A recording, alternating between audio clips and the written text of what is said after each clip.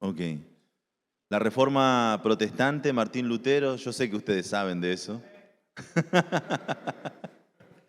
Yo sé que lo saben. De hecho, cuando Lutero clavó sus 95 tesis en la puerta de la iglesia en Wittenberg, sus enseñanzas, ustedes saben esto, fueron atacadas por la Iglesia Católica Romana.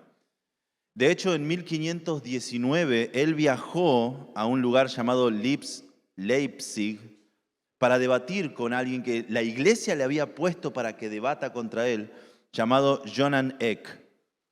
Era un apologético católico, muy famoso, muy renombrado. Y fue durante este debate que la idea de la autoridad bíblica y la autoridad de la iglesia entraron en un conflicto directo y público. ¿De dónde viene la autoridad? ¿Viene de la Iglesia Católica o viene de las Escrituras? Ese debate, en ese momento, lo puso en la opinión pública y se debatía sobre esto. ¿De dónde viene la autoridad? De hecho, el apologista católico acusó a Lutero de que él estaba abrazando las enseñanzas de un hereje llamado John Huss. ¿Han escuchado de él? Juan Hus. Ese hombre había sido quemado como hereje por la Iglesia Católica. Y cuando a Lutero le dijeron eso, Lutero intentó rechazar esto, porque, 100 años antes, Hus había sido condenado como hereje. Entonces Lutero empezó a revisar los escritos de John Huss y qué era lo que él había enseñado realmente para decir, yo no soy eso. Pero al revisar se dio cuenta de que él se parecía más a ese hereje en sus enseñanzas y que este apologista tenía razón. Él estaba abrazando las ideas de aquel hereje, de que las escrituras son realmente la única fuente de autoridad. De hecho, le respondió Lutero a este apologista llamado Eck, y cito, respondo que Dios habló una vez por la boca de un asno, cuando le preguntaron si él tenía algún conocimiento acerca de esto. Te diré directamente lo que pienso. Soy un teólogo cristiano y estoy obligado no solo a afirmar, sino a defender la verdad con mi sangre y mi muerte. Creo libremente y no seré esclavo de la autoridad de nadie, ya sea del concilio o de la universidad o del papa. Lutero fue puesto en un apuro. ¿Vas a tomar la escritura como la única fuente de autoridad o vas a reconocer que la Iglesia Católica y el magisterio de la Iglesia Católica también tiene autoridad sobre las escrituras? Y él en ese debate eligió las escrituras por sobre todas las cosas. La única fuente de autoridad es la escritura. Desde niño no me costaba creer en las escrituras. Tal vez por eso dice la Biblia que debemos creer como un niño. Lo que sí me costaba era entender las escrituras. ¿Le ha pasado eso alguna vez? ¿Sí? Por ahí uno tiene la Reina Valera 60 y tiene palabras complicadas y uno no le cuesta creer de niño, le cuesta entender. Y de hecho hay pasajes que son difíciles de entender. Pero también cuando fui más grande y fui entendiendo, encontré que habían pasajes que eran difíciles de obedecer. Y realmente eso sí es un peso. O no es difícil de obedecer cuando se nos dice que debemos amar a nuestros enemigos. Es difícil de obedecer. Hace un mes nos robaron el vehículo. Mi pastor me acompañó a hacer las denuncias y demás. Y en una de las charlas yendo a una comisaría, él me dice, Leo, tenés que llegar al punto de amar a los que te robaron. Me lo habían robado hace poco. Yo dije, ¿qué?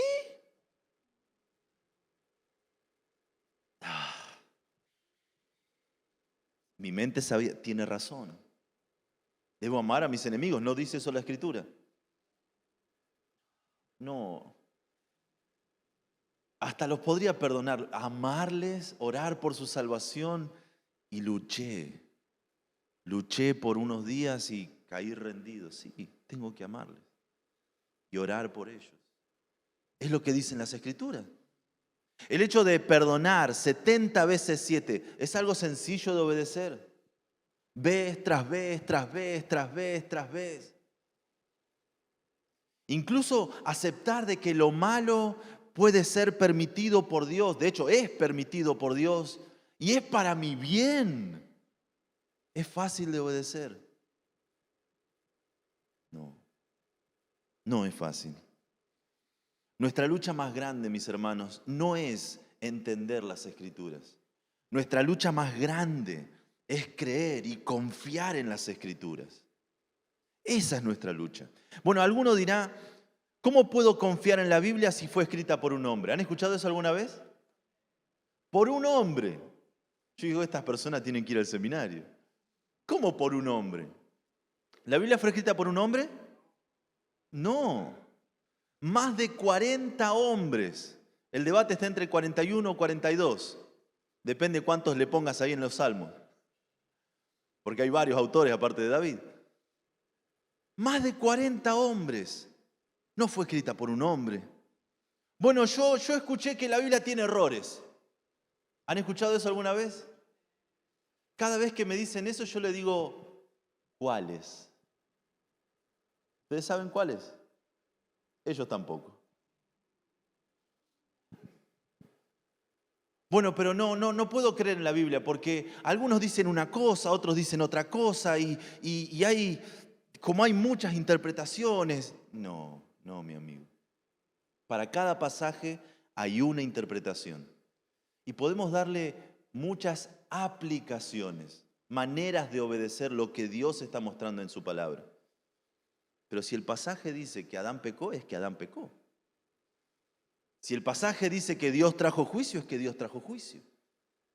El pasaje no es ambiguo, salvo algunos que no es ambiguo el pasaje. Nosotros tenemos diferencias para entenderlo. Y es normal que eso pase. Un libro eterno que es producto de la mente divina de Dios infinita, para que lo entendamos nosotros, mortales, limitados, y muchos de nosotros no muy inteligentes. Me incluyo, hay límites a nuestro entendimiento. Y eso es bueno, eso es bueno. Y Pablo, vayan conmigo por favor a Segunda de Timoteo. Segunda de Timoteo. Está después de Primera de Timoteo, de nada.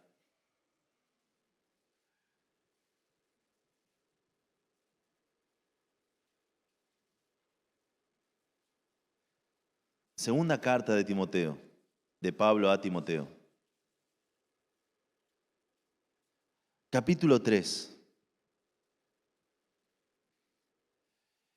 Y vamos a ver juntos, tal vez el pasaje más famoso acerca de la autoridad de las Escrituras, la suficiencia de las Escrituras. Segundo Timoteo 3. Mi intención es ver 16 y 17. Tal vez no lleguemos, pero hasta donde lleguemos esté bien. Pablo está escribiendo a su hijo en la fe, su compañero en la fe, a quien él ama como a un hijo, cuida como a un hijo, aconseja como a un hijo en el ministerio. Y le escribe tal vez en el último año de su vida. Él ya había hecho todo lo que tenía que hacer. Él ya había hecho todo lo que Dios le había pedido hacer. Él reconoce, está llegando al final de su vida. De hecho, la gran mayoría de los comentaristas están de acuerdo que esto fue escrito en el último año, en el año 67, después de Cristo. Y escribe, si han leído Timoteo, 2 Timoteo, de principio a fin, pueden ver que Pablo escribe desde una soledad desgarradora. Tal me abandonó, ninguno se quedó conmigo, algunos se fueron.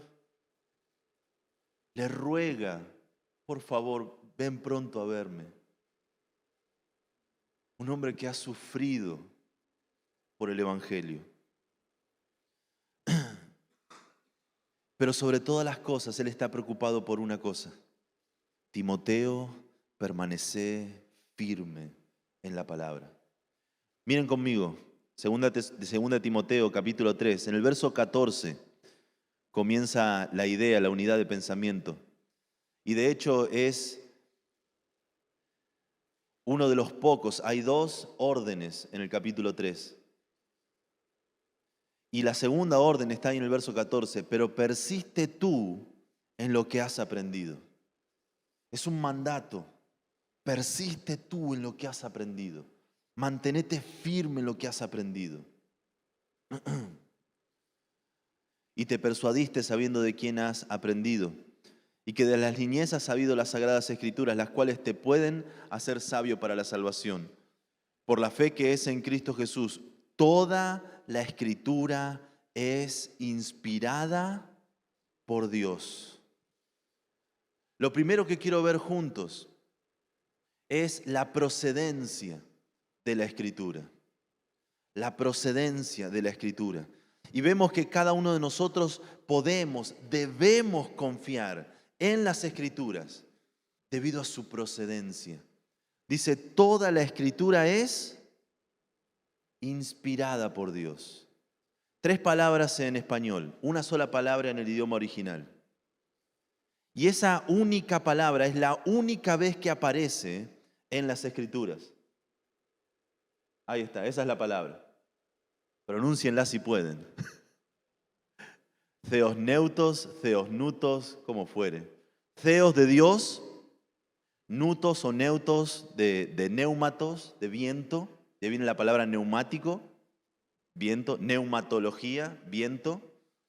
Theos neutos, Dios viento, juntado, producto del aliento creador de Dios. Es inspirada por Dios, respirada por Dios. Es producido por el Espíritu de Dios, por la respiración de Dios. Se entiende como si fuese aire que físicamente es expulsado de los pulmones de Dios. Obviamente Él no tiene pulmones, Él es espíritu. Pero esa es la idea.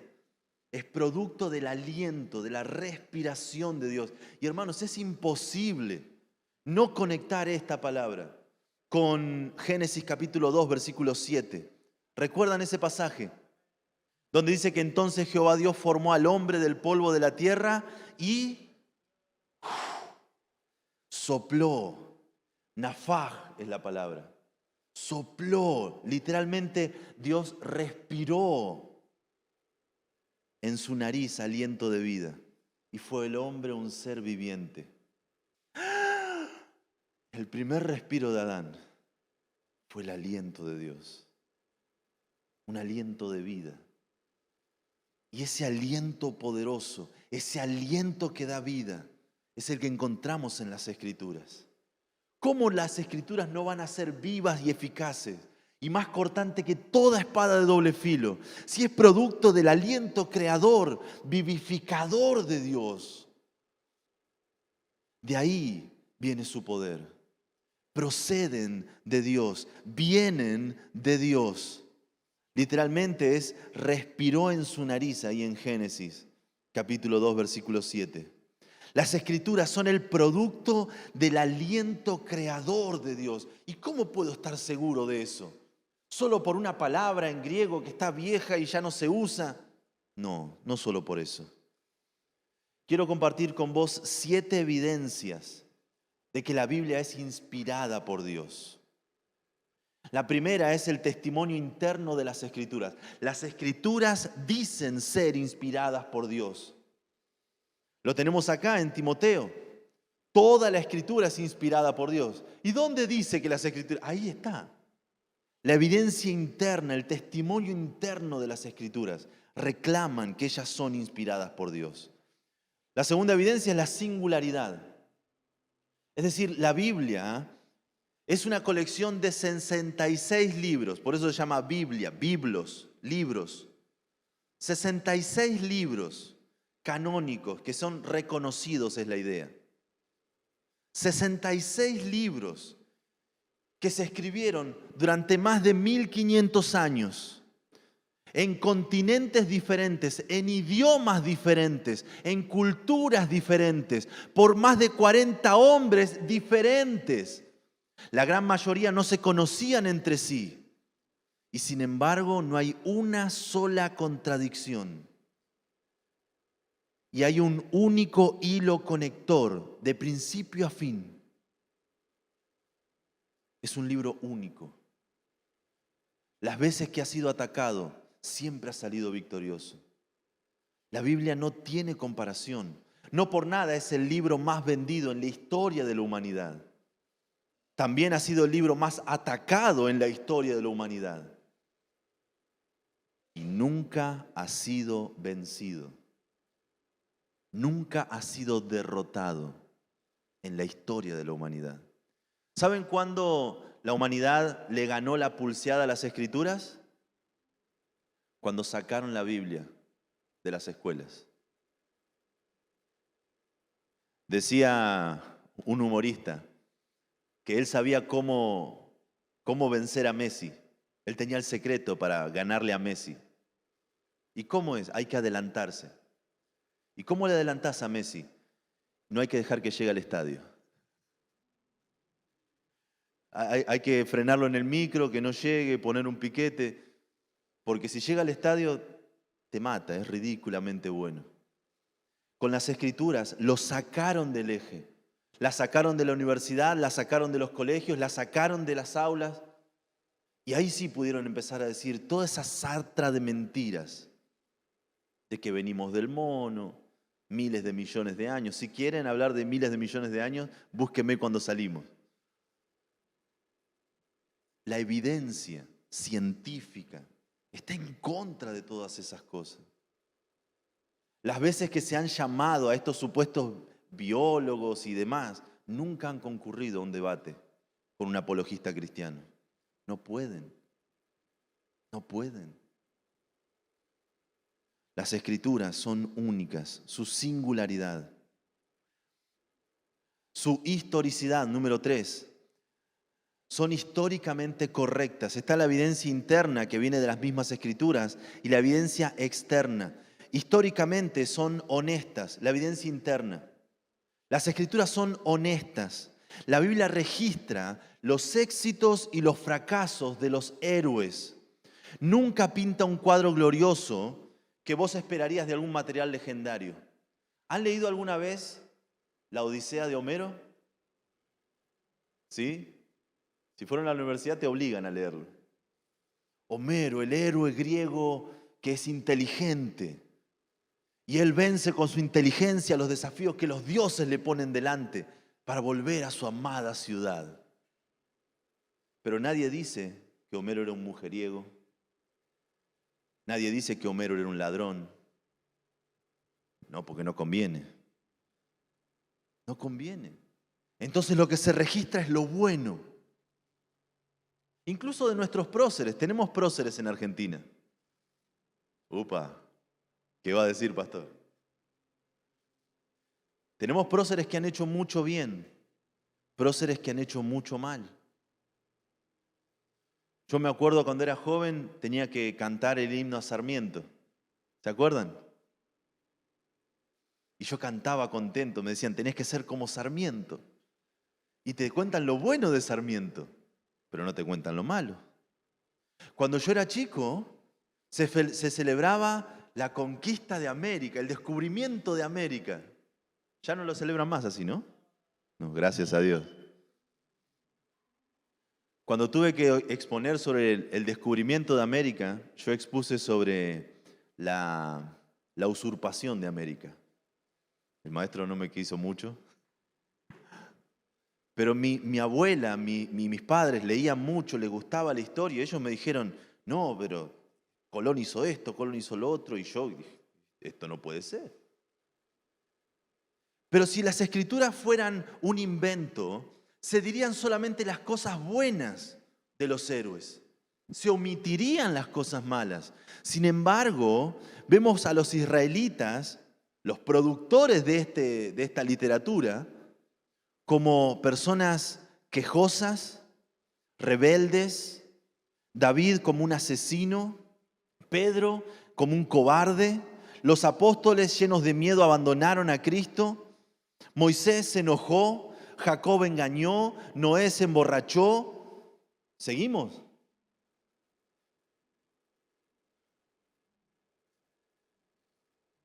Adán y Eva, los padres de la humanidad, desobedientes. Pablo persiguiendo, avalando la muerte del primer mártir cristiano. Salomón adorando ídolos. Abraham como un bígamo.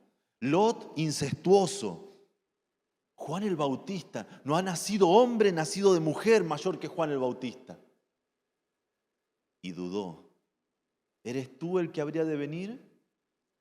¿O esperamos a otro? Abraham dudó. El padre de la fe.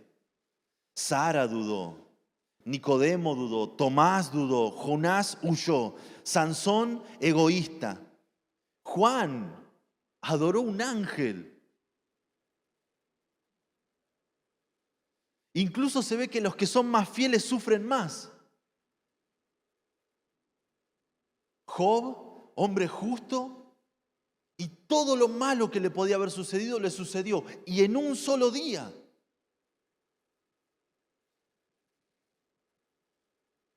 Y se ve que los hombres perversos van prosperando.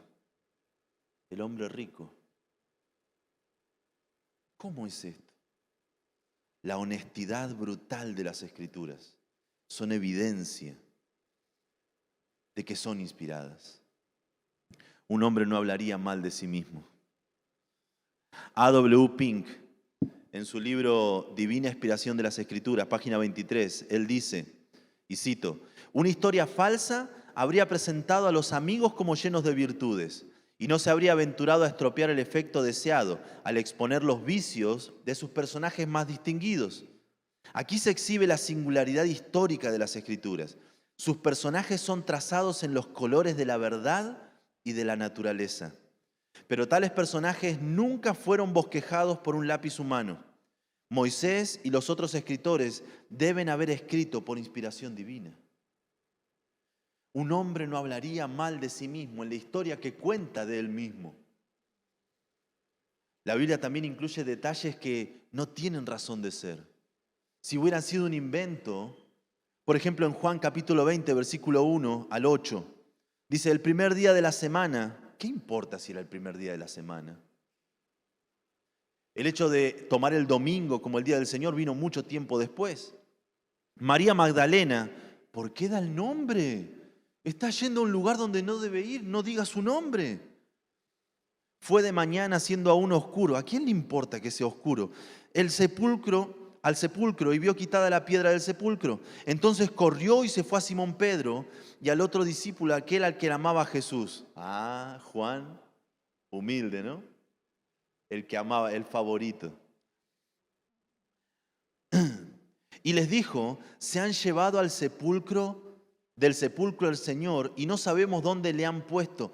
Noten que acá María Magdalena está evidenciando que ella no tenía fe en que él iba a resucitar. Pensó que se lo habían robado. Si fuese un invento y María estuviera escuchando lo que Juan escribió, Juan, no me quemes, no hagas esto. Falta que diga, tengo 2 pibes. ¿Cómo? No pongas eso. Pero Juan tenía que ser fiel a lo que sucedió. Y por eso lo incluye. Y salieron, verso 3, Pedro y el otro discípulo, y fueron al sepulcro. Corrían los dos juntos. Noten esto en el verso 4. Pero el otro discípulo corrió más aprisa que Pedro. Juan no dice que es él, pero todos sabemos que fue él. Él era el amado. Salieron 2 corriendo. ¿Por qué hace esto? ¿Quería fanfarronear con Pedro? Yo todavía soy más ágil que vos, soy más joven que vos. No, simplemente él tuvo que poner lo que sucedió. Y llegó primero al sepulcro, verso 5, y bajándose a mirar, esto es un detalle no menor, la tumba, la entrada a las tumbas eran bajitas. Y es un detalle que se puede verificar históricamente. Gente con dinero de la época tenía ese tipo de tumbas en la que Jesús fue enterrado. Y dice, vio los lienzos puestos allí, pero no entró. ¿Por qué no entró? ¿Se han puesto a pensar, por qué no entró? Llegaste primero y no, hay que esperar a Pedro. Y Juan está escribiendo. Discúlpenme, si yo estuviera escribiendo, y me daría cosa decir que no entré, porque podrían decir que soy cobarde o que el que manda es el otro. Pero él tenía que respetar lo que sucedió. No dice por qué no entró, simplemente dice que no entró. Dice luego verso 6, luego llegó Simón Pedro tras él y entró al sepulcro. Miren esta actitud de Pedro. ¿Él podía entrar al sepulcro? No, estaba siendo custodiado. Él no podía entrar. No le importó nada, él entró ilegalmente, él entró al sepulcro y vio los lienzos puestos allí y el sudario que había estado sobre la cabeza de Jesús, no puesto con los lienzos, sino enrollado en un lugar aparte. ¿Ustedes creen que a alguien le interesaba en ese momento, donde parecía que el cuerpo había sido robado y habían acusaciones cruzadas, decir que estaba todo prolijamente ordenado? ¿Por qué hacen eso? Hay una sola explicación: honestidad brutal. Pusieron eso porque fue lo que sucedió. Si hubieran inventado esto, no darían tantos detalles. Los policías criminalísticos, los que investigan los crímenes, hay un departamento que se ocupa de las interrogaciones. Y estuve con un policía que se ocupaba de esas interrogaciones. Y decían que la estrategia era entrar, preguntar qué había sucedido y salir. Dejar pasar unos 10, 15 minutos, volver a entrar y volver a pedir, a ver, me repite porque no me acuerdo esta parte.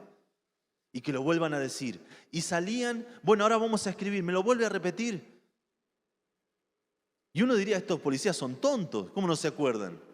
No, no son tontos. Están buscando incoherencias. Y la incoherencia está en los detalles. Estos detalles fueron coherentes por una única razón: honestidad. Es lo que sucedió. Las Escrituras dicen lo que es y son honestas. Le dicen que el hombre es pecador, irremediablemente pecador, muerto espiritualmente. Nadie quería inventar algo así. La Biblia dice que el héroe principal del relato bíblico es asesinado injustamente. Nadie entiende lo que está pasando a medida que el plan de Dios se va desarrollando. Incluso los profetas profetizan y no entienden lo que profetizan. Ellos dicen lo que dicen. Y vi un hombre con unos pies de hierro y una estatua. ¿Y qué es? Yo qué sé qué es. Años más tarde, lo que él no sabía que estaba profetizando es revelado. Un niño nos es nacido, hijo nos es dado, y el principado sobre su hombro. ¿De quién habla? No sé, de algún rey que van a ser. 400 años después, se cumple la promesa. Y hay hombres que ven a Cristo en el templo y dicen, mis ojos han visto la salvación. Esperaban el cumplimiento de una promesa que otros no entendían. Honestidad brutal. Armonía. A pesar de que las Escrituras son una colección de composiciones múltiples, varios libros, hay armonía. Uno puede leerla de principio a fin y tiene una historia, una introducción, un nudo, un desenlace glorioso.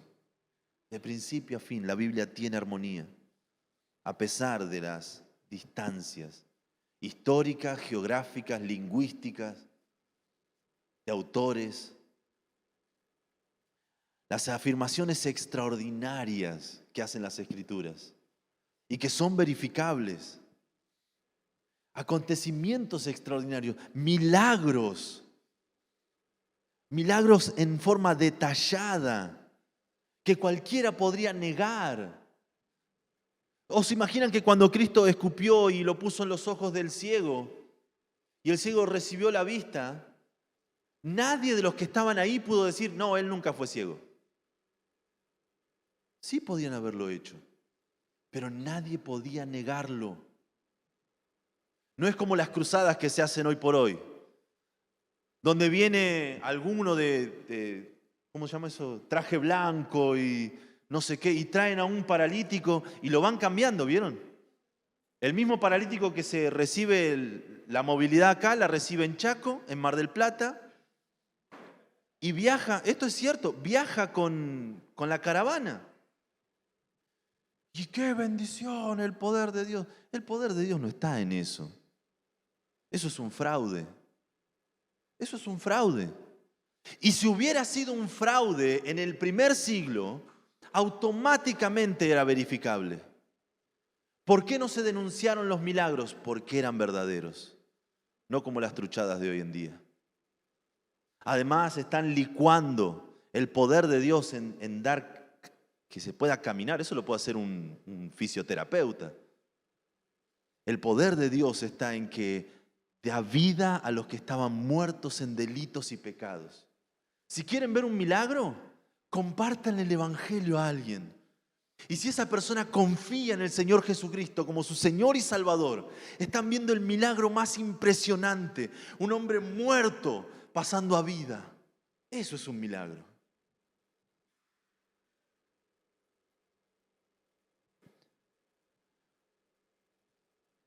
Otra evidencia interna es la falta de motivación para su fabricación. No existe motivación válida para que los autores de las Escrituras registraran lo que registraron si fuese fabricado. No existe una motivación. ¿Por qué hacer todo esto tan detallado si no lo vamos a poder recordar? ¿Por qué vamos a escribir de una manera, siendo que después vamos a ver si el otro escribe diferente y nos pisamos? Mateo, Marcos, Lucas escribieron evangelios que se llaman sinópticos. Relatan los mismos sucesos desde diferentes puntos de vista. Y algunos dicen que era uno, el endemoniado, otros dicen que eran dos. ¿Y por qué no se contradicen? De hecho, uno esperaría ver estas cosas cuando diferentes personas relatan un mismo hecho. Y está bien. Leer las Escrituras como un cuento no es más que dejar que el prejuicio antisobrenatural sea nuestra guía, en vez de los medios normales de verificación histórica. Si alguien puede decir que lo que sucedió en las Escrituras no sucedió, tiene que demostrarlo. Y si no lo puede demostrar, tiene que callar. Las Escrituras son una evidencia documental en sí. Y dudo que haya alguna que haya sido tan probada como las Escrituras. Si no me equivoco, ¿han escuchado de Platón alguna vez? ¿Sí? No el Platón grande, el discípulo de Sócrates y Aristóteles. El tercero en la línea de genealógica es Platón. Y él comenzó a escribir las obras. ¿Saben cuántas obras perduran de Platón hasta el día de hoy? 8. 8.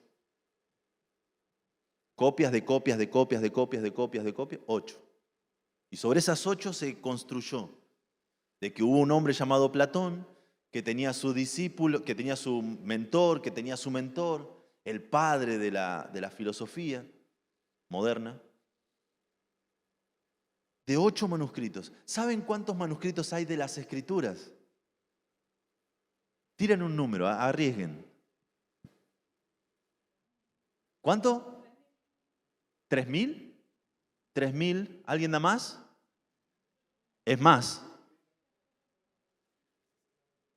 ¿60.000? Para hacer documentos es un montón. 10.000, un poquito menos, 7.500. Pero comparen, 8 manuscritos contra 7.500. Decir que la Biblia no dice lo que dice es ridículo. Hay evidencia de sobra para comprobar que las Escrituras dicen lo que dicen.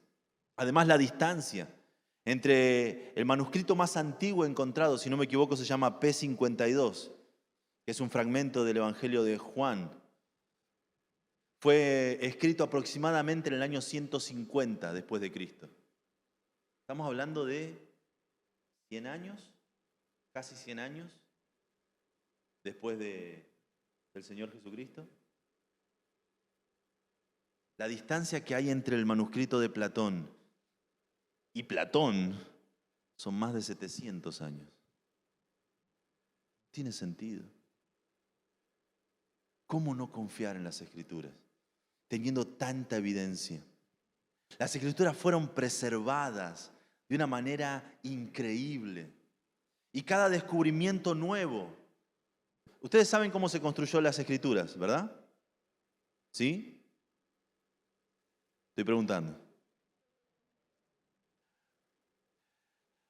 Se llega a construir el rompecabezas de las Escrituras. Nadie encontró en el año 100 un libro que era la Biblia. No. Se encontraron rollos, pergaminos, de piel, de papiro. Y fueron, mira, yo tengo una porción de Isaías. Mira, yo tengo una porción. Yo tengo la misma porción. Y por ahí habían 800 de la misma porción. Bueno, vamos a ver cuál es la más antigua. Esta es la más antigua. No la toques, no la mires, no le respires cerca, porque se defragmenta. Bueno, sacale fotos, entonces le saca la foto. Y tenemos esta otra, y esta otra, y esta otra. Esta es la más actual, y esta es la más antigua. Se comparan y se reconstruye el texto bíblico.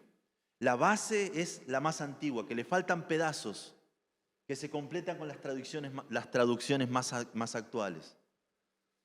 Eso se llama crítica literaria. Es una ciencia bíblica. Digo que es una ciencia porque no es que a mí se me ocurre que dice esto. No. Hay verificaciones científicas para que esto sea o no sea esto.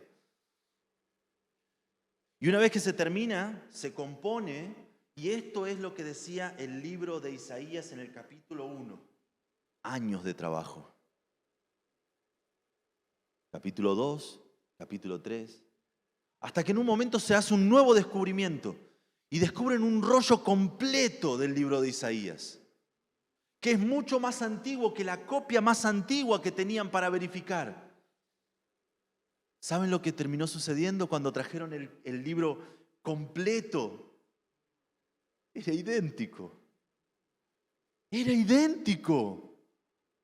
La preservación de su palabra es algo sobrenatural. Es algo sobrenatural. La arqueología da fe de que las Escrituras son inspiradas por Dios. Estuvieron en Medio Oriente excavando donde supuestamente había una ciudad. La Biblia decía que había una ciudad. Excavaron, esto fue en el año 1800 y moneda. Excavaron, no encontraron nada. La Biblia miente. Pasó el tiempo, vinieron otras personas, guiados por la referencia bíblica. Y dice, tiene que ser acá. No, pero acá ya excavaron. Bueno, vamos más abajo. Y excavaron aún más abajo y encontraron la ciudad.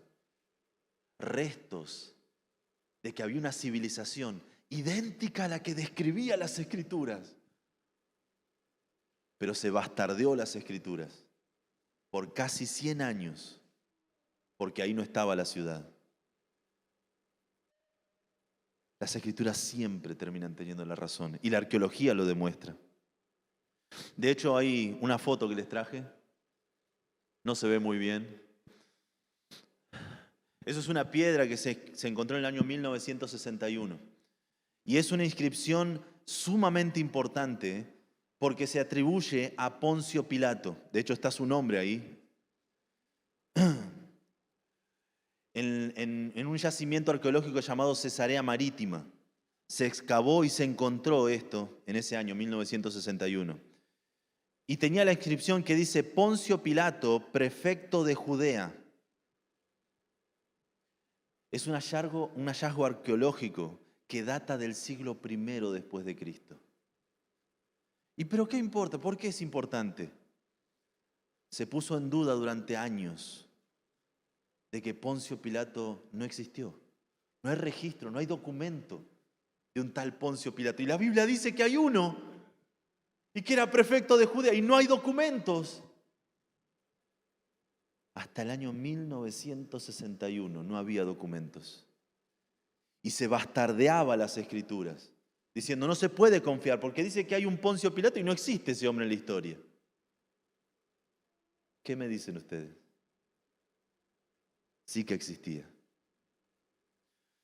Y cuando volvieron a leer Juan capítulo 18, versículo 29, dice, entonces salió Pilato a ellos y les dijo, ¿qué acusación tenéis contra este hombre? Supieron de que sí había existido. Algo que los cristianos sabíamos porque confiábamos en las Escrituras. De hecho, hay personas que se oponen a las Escrituras y reconocen la veracidad de las Escrituras. Por citar algunos, está Flavio Josefo, Pilinio el Joven, del año 112 después de Cristo, Suetonio, pero déjenme citar uno solo, un historiador romano llamado Tácito. Él dice, consecuentemente, Nerón aceleró la culpabilidad e infligió las torturas más exquisitas, miren cómo disfruta del martirio del cristiano, sobre una clase odiada por sus abominaciones, los llamados cristianos por el populacho. Cristo, quien era el origen de la palabra cristiano, sufrió la pena extrema durante el reinado de Tiberio en manos del procurador Poncio Pilato. ¿No era que no existía? Ahí está. Y una superstición mortal así comprobada explotó otra vez, no solamente en Judea, la fuente original del mal, sino también en la ciudad. Los enemigos del Evangelio dan fe de la veracidad de las Escrituras. Las Escrituras sobrevivieron en un ambiente hostil. Se las ha querido quemar, se las ha querido destruir, vez tras vez tras vez, y no se ha podido. Se dice que había un vendedor de Biblias que lo asaltaron a mano armada en un bosque en el corazón de Sicilia, en Italia. Se le ordenó encender un fuego y quemar los libros que llevaba. Cuando encendió el fuego pidió permiso para leer una porción de cada libro antes de quemarlo. Se lo permitieron. Abrió un libro, leyó el Salmo 23. El ladrón dijo, este es un buen libro, no lo quememos, dámelo a mí. De otro libro leyó el capítulo 13 de Primera de Corintios, el capítulo del amor. El ladrón dijo, no, este libro es bueno, dámelo, no lo quememos. De otro leyó una parte del Sermón del Monte, la misma escena. De otro la parábola del buen samaritano, con el mismo resultado. Y de otro la parábola del hijo pródigo, en cada caso con igual resultado. Por fin no quedó por leer algo en ningún libro y ninguno había sido quemado. El vendedor pudo continuar su viaje pero sin sus libros. Años más tarde se encontró con el ladrón. Ese ladrón estaba predicando en una iglesia el Evangelio de Jesucristo.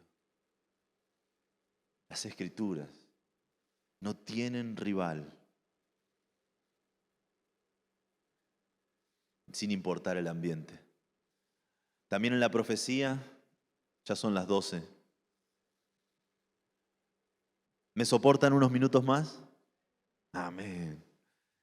La profecía da fe de que las Escrituras pueden ser confiables. Hay un reto de parte de Dios, un desafío. Está en Isaías capítulo 46, verso 9 al 10. Acordaos de las cosas pasadas desde los tiempos antiguos, porque yo soy Dios y no hay otro Dios, y nada hay semejante a mí, que anuncio lo porvenir desde el principio Y desde la antigüedad lo que aún no era hecho, que digo, mi consejo permanecerá y haré todo lo que quiero. Y las Escrituras han anunciado de que de la simiente de la mujer iba a venir un Salvador. Y en Gálatas capítulo 4, versículo 4, leemos que cuando vino el cumplimiento del tiempo, Dios envió a su Hijo, nacido de mujer y nacido bajo la ley, que iba a ser un descendiente de Abraham en Génesis capítulo 12. Y se remarca esto en Hechos capítulo 3 y en Mateo capítulo 1, que iba a ser heredero del trono de David en Isaías 9:7. Y en Lucas capítulo 1, versículo 32, leemos que se cumple esa promesa. Lo mismo que nacería en Belén, Miqueas capítulo 5, versículo 2, donde realmente nació. Que nacería de una virgen, Isaías capítulo 7, versículo 14. Que huiría a Egipto, Oseas capítulo 1, versículo 11, perdón, al revés, Oseas 11:1. Que iba a entrar de manera triunfal, montado en un asno en Jerusalén, en Zacarías capítulo 9, versículo 9. Que iba a ser traicionado por un amigo por 30 monedas de plata, en Zacarías capítulo 11. Que iba a ser odiado sin razón en el Salmo 69, crucificado con sus manos perforadas y sus pies en Zacarías capítulo 12 y Salmo capítulo 22. ¿Cuál iba a ser la hora de su muerte? Daniel capítulo 9. Que alguien iba a preparar el camino para él, Malaquías capítulo 3. Que iba a ser llamado Hijo de Dios, Salmo capítulo 2. Que iba a tener un ministerio en Galilea, Isaías capítulo 9. Que hablaría en parábolas, Salmo 78. Que sería un profeta, Deuteronomio 18:15. Sacerdote de la orden de Melquisedec, en el Salmo 110. Que iba a curar a los quebrantados del corazón, Isaías 61. Que iba a ser rechazado por su propio pueblo, los judíos, en Isaías 53. Y en el mismo Isaías 53, que no le iban a creer. ¿De quién habla? De alguien que aún no conocían, pero las Escrituras lo habían profetizado. Cristo dio testimonio de que oigan sus palabras. El Padre dio testimonio. Este es mi Hijo amado en el cual tengo complacencia. A Él oíd. Las Escrituras pueden cambiar vidas. Tienen la habilidad de cambiar vidas, como ningún otro libro lo puede hacer. En Hebreos capítulo 4, versículo 12 leemos que la palabra de Dios es viva y eficaz, y más cortante que toda espada de 2 filos, que penetra hasta partir el alma y el espíritu, las coyunturas y los tuétanos, y discierne, pone en evidencia los pensamientos, los planes y las intenciones, las motivaciones de nuestro corazón. Solo las Escrituras pueden hacerlo. El Espíritu Santo da testimonio también. Es una evidencia. En Juan capítulo 10, versículo 26 leemos: pero vosotros no creéis porque no sois de mis ovejas, como os he dicho. Mis ovejas oyen mi voz y yo las conozco. ¿Y qué hacen? Me siguen. Es el testimonio interno del Espíritu Santo. Cuando estoy leyendo las Escrituras y veo reflejado mi propia vida, en Santiago dice que es como un espejo, donde puedo ver mi rostro natural, puedo verme sin maquillaje, puedo verme tal cual soy. Las Escrituras, solo las Escrituras pueden hacer eso. Ningún otro libro, ningún otro autor. No hay otro autor. No, pero yo una vez leí Rayuela y me cambió la vida, dijo uno en el profesorado. O sea, leíste el escritor de un incestuoso y te cambió la vida. ¿Que sos más incestuoso ahora? ¿Qué es? Te cambió la vida, Rayuela, te cambió la vida leer a Borges. Las Escrituras son las únicas que cambian la vida. Se cuenta de que un hombre iba recorriendo Gales. Este hombre era un famoso ateo. Se llamaba el señor One. No sé si lo estoy pronunciando bien. Él iba caminando y se encontró con una muchacha que estaba leyendo un libro. Él, como un ateo, filósofo, pensador, se acercó para ver de qué estaba leyendo. Se estaba instruyendo esta muchachita. El viajero se acercó y le pidió agua. La niña dejó su libro, fue. Cuando miró el libro, era la Biblia. ¿Qué hace una nena leyendo la Biblia? Cuando volvió con el agua, le dijo, ¿estás ocupada? ¿Estás haciendo tu tarea? No, yo estoy leyendo mi Biblia, dijo la nena. Ah, mirá, qué malos tus padres, ¿no? Te obligan a leer la Biblia. Ay, no, señora, a mí me encanta leer la Biblia, dijo la joven. Ese ateo se sintió tan intrigado. ¿Cómo a una niña le encanta leer la Biblia? Entonces él se propuso, si ella puede leerlo, yo también puedo leerlo. Y se puso a leer la Biblia. Se convirtió en uno de los más altos defensores de las verdades que la Biblia enseña, solo por leerla. Toda la Escritura es inspirada por Dios y han visto las evidencias de que es inspirada.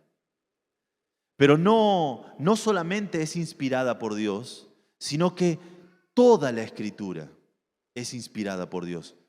No solo algunas partes, no solamente...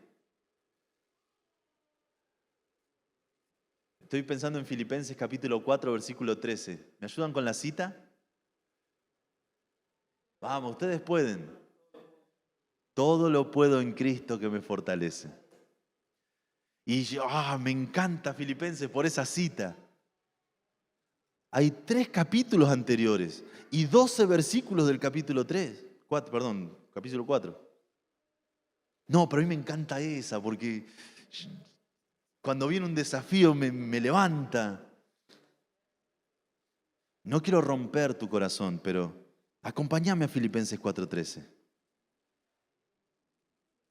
Algunos van con miedo. No lo haga, pastor.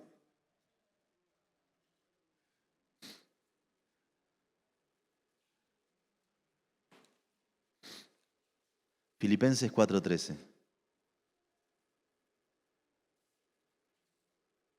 ¿Llegaron? Hay una palabra, todo, panta en griego, todo. Digo la palabra en griego porque tiene una manera de pronunciarse que llama la atención. La P es como, se llama oclusiva, es como una explosión en la boca y llama la atención. Todo. ¿Cuál es ese todo el que lo puedo en Cristo que me fortalece? Comienza ese todo en el versículo 12. Dice, sé vivir humildemente, sé tener en abundancia. En todo y por todo estoy enseñado. ¿Y qué es ese todo? ¿Así para padecer hambre?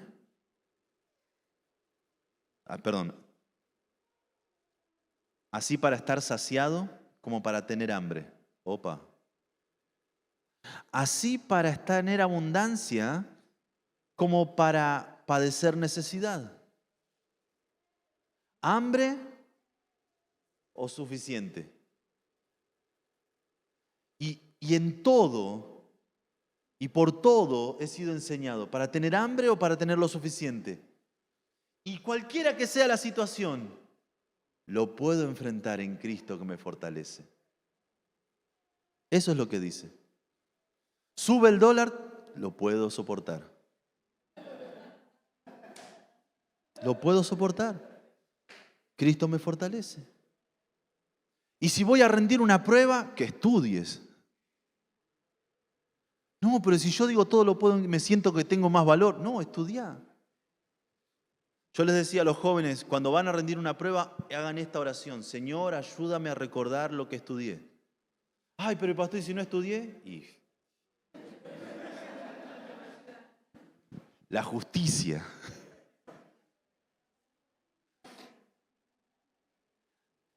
No puedo elegir solo un pedazo.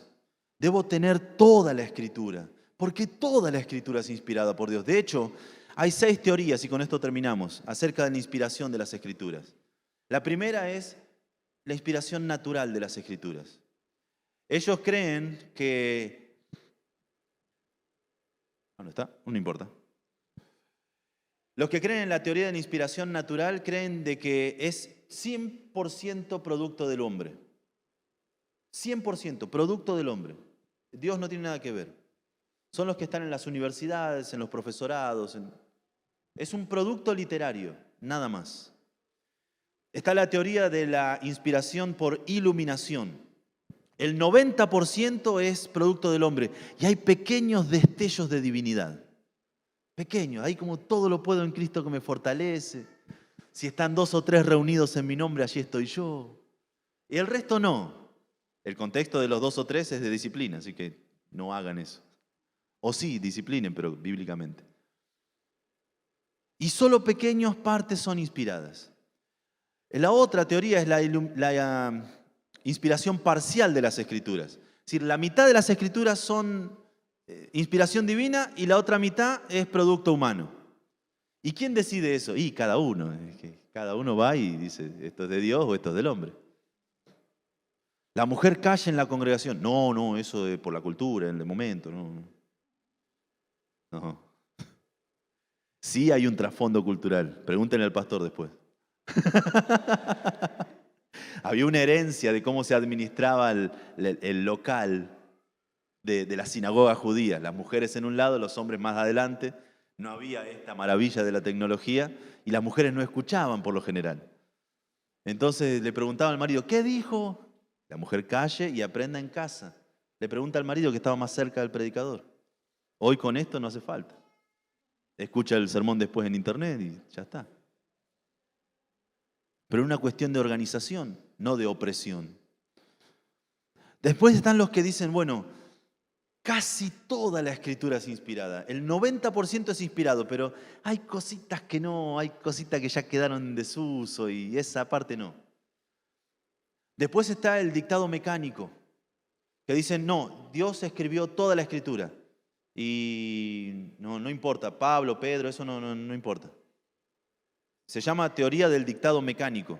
Es como si Pedro estuviera a punto de dictarle a Marcos el Evangelio y de golpe le viene un éxtasis y empieza a hablar cosas que no entiende y Marcos copia rápido porque... Pero decir eso no explicaría por qué Pablo escribe Gálatas estando enojado. ¿Leyeron Gálatas de principio a fin? Vos decís, ¿qué le pasó a este hombre? Ni lo saluda. Enojado. Era la personalidad, era la urgencia de Pablo por lo que estaba sucediendo con los Gálatas. Su salvación estaba en juego. Y después tenemos la carta a los Romanos.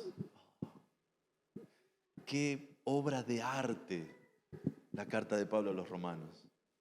Qué palabras tan exquisitas, qué construcción tan buena. Es como un edificio que se va construyendo uno encima del otro. Es fantástico. Y estamos nosotros, los que creemos que la Biblia fue inspirada verbal y plenariamente. Todo es obra de Dios. Y Él utilizó a hombres para escribir su palabra. Verbal y plenaria. Toda la Escritura, cada parte de la Escritura, cada punto, cada coma, cada pausa, cada verbo, cada sustantivo, cada uno de ellos es inspirado por Dios. Me preguntaron ayer, pero ¿y esto que habla para los judíos, qué tiene que ver para mí? Muestra que Dios es soberano. Muestra que Dios no puede ser engañado. Toda la Escritura es útil. Se le preguntaron una vez a Moody, el afamado evangelista, si había algún versículo en la Biblia que le prohibiera fumar. No, dijo él, no hay ningún versículo en la Biblia que te prohíba fumar. pero conozco uno que te ordena fumar. ¿Cómo? Y Moody le respuesta así. En Apocalipsis capítulo 22, versículo 11 dice, el que es inmundo sea inmundo todavía. Toda la Escritura es útil. Para terminar, podemos confiar en las Escrituras. Debemos confiar en las Escrituras. Su inspiración nos hace confiar en las Escrituras. Su perfección nos hace confiar en las Escrituras. ¿Y cómo confío en las Escrituras, pastor? Obedeciéndolas.